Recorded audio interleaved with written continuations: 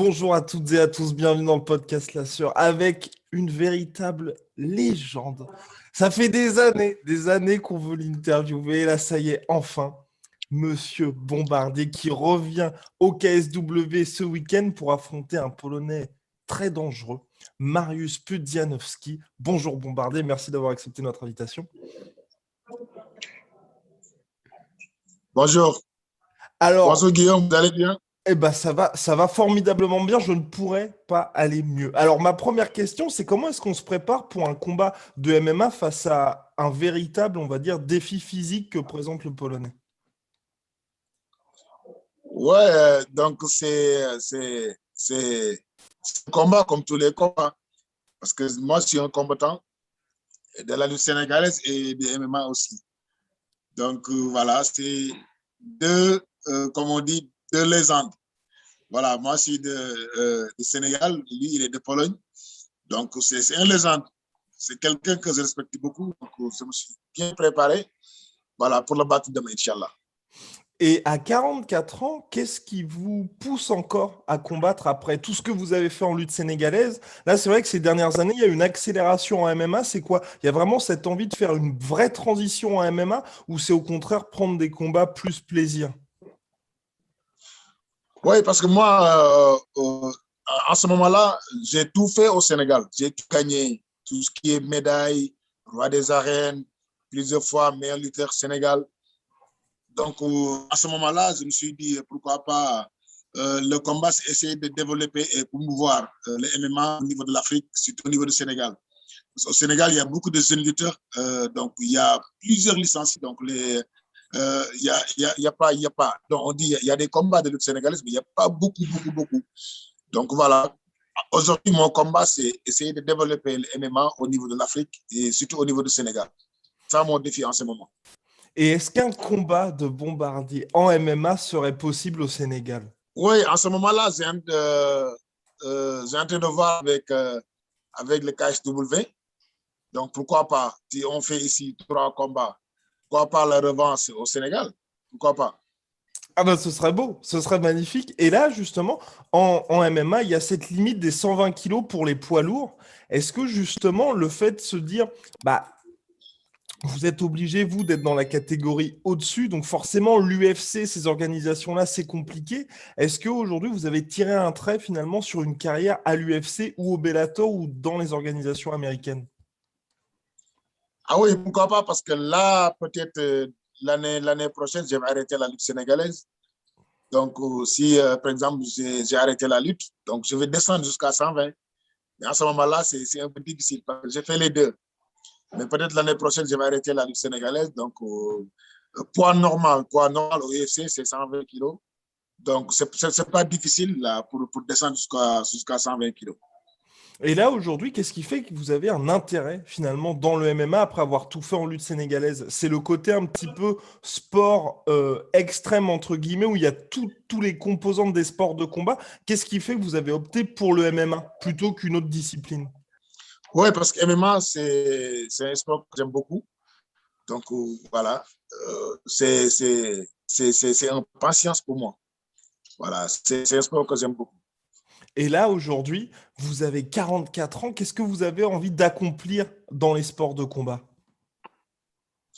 Faire quelques combats, je ne dis pas 10 ans, 15 ans, mais 5 ans. Donc, voilà, pour faire connaître les Sénégalais ou les Africains, c'est quoi le MMA? Donc, après, il y a des jeunes qui viennent, qui montent comme Regre, comme Site, voilà, et d'autres leaders sénégalais.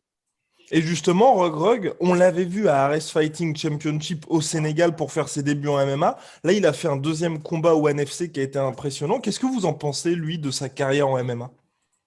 Mais lui, c'est mon jeune frère, il est jeune. Mhm. C'est moi-même qui l'a mis en contact avec la Ares. C'est moi qui ai signé les contrats, qui négocie et tout. Et il y a un autre champion aussi qui s'appelle Site. Donc, Regret, il a le talent, il a l'avenir devant lui parce qu'il a que 20 et quelques, 28 ans ou quelque chose comme ça. Et Site aussi. Donc, là, si Regret rentre, Site rentre, il y a deux champions, Ama Baldé, Satye, Sando, voilà. Tous, voilà, c'est des athlètes. Donc, par exemple, on peut organiser des combats de MMA au Sénégal. Et de vous à moi, puisque là, on est finalement entre nous, quel est le plus gros, on va dire, espoir du Sénégal en MMA, selon vous?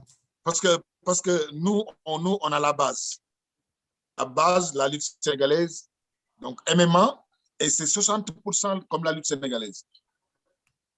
D'accord. Parce que nous, déjà, on a la base. La base, c'est faire des combats tout le temps. Donc, c'est juste des modifications des clés de bras et des coups de genoux, coups de coude, c'est tout.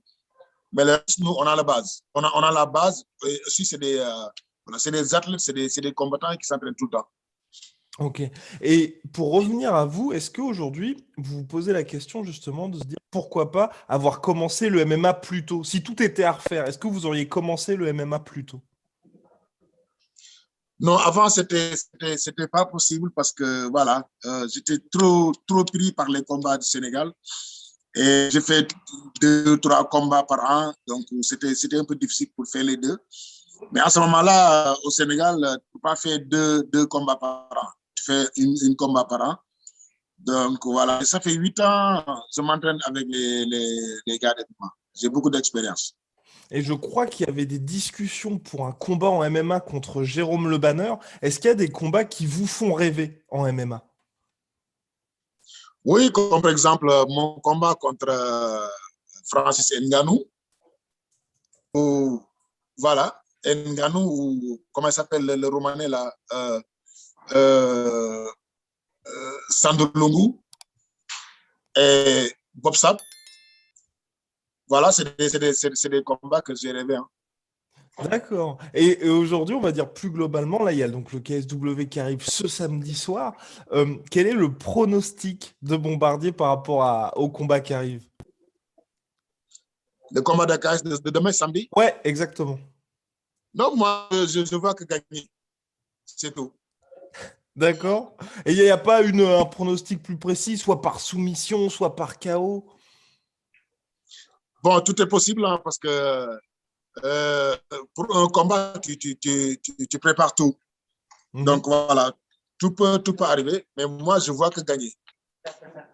Et là c'est plus global, c'est sur la gestion de carrière finalement. Donc à 44 ans, qu'est-ce qui fait que vous arrivez toujours finalement à être aussi performant et à être dans les meilleures organisations et à être également un compétiteur en lutte sénégalaise aussi?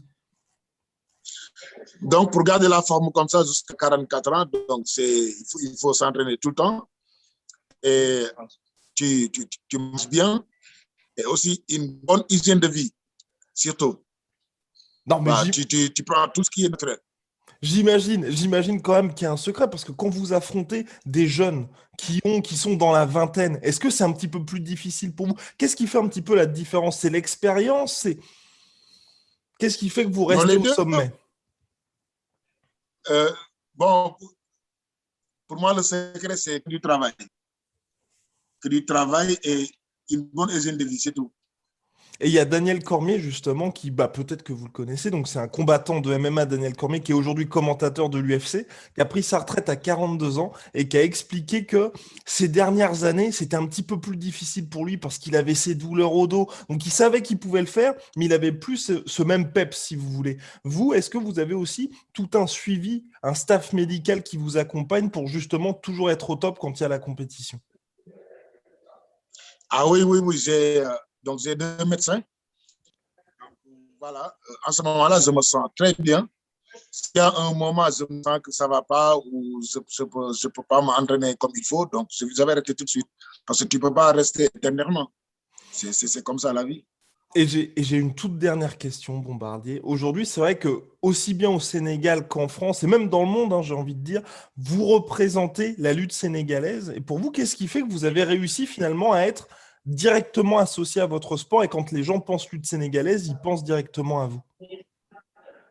Non, non seulement je représente le Sénégal, mais je représente toute l'Afrique en ce moment-là. Voilà, donc moi je me suis dit en ce moment-là, je représente toute l'Afrique. Donc je suis l'ambassadeur de l'Afrique ici en Pologne et en Europe pour essayer de promouvoir les MMA en Afrique parce que ce n'est pas encore développé au niveau de l'Afrique. Donc mon combat c'est ça. c'est essayer de promouvoir le MMA au niveau de l'Afrique. Eh ben, formidable. Et ce sera mon ultime question. Pour une carrière qui a commencé en 94, aujourd'hui, pour vous, quel est votre plus grand accomplissement? Le grand défi que j'ai réussi, Exactement. bon, c'était au Sénégal. Parce qu'il y avait un très grand champion qui s'appelle, son vrai nom c'est Mohamed, mais il s'appelle Tyson parce qu'il fait 2 mètres et presque 160 kilos. Donc, il a fait 11 ans sans défaite. Donc, moi, j'avais 23 ans. Donc, on m'a dit, c'est pas possible, tu peux pas le gagner, tu peux pas. Donc, voilà. J'ai gagné le combat à 11 secondes.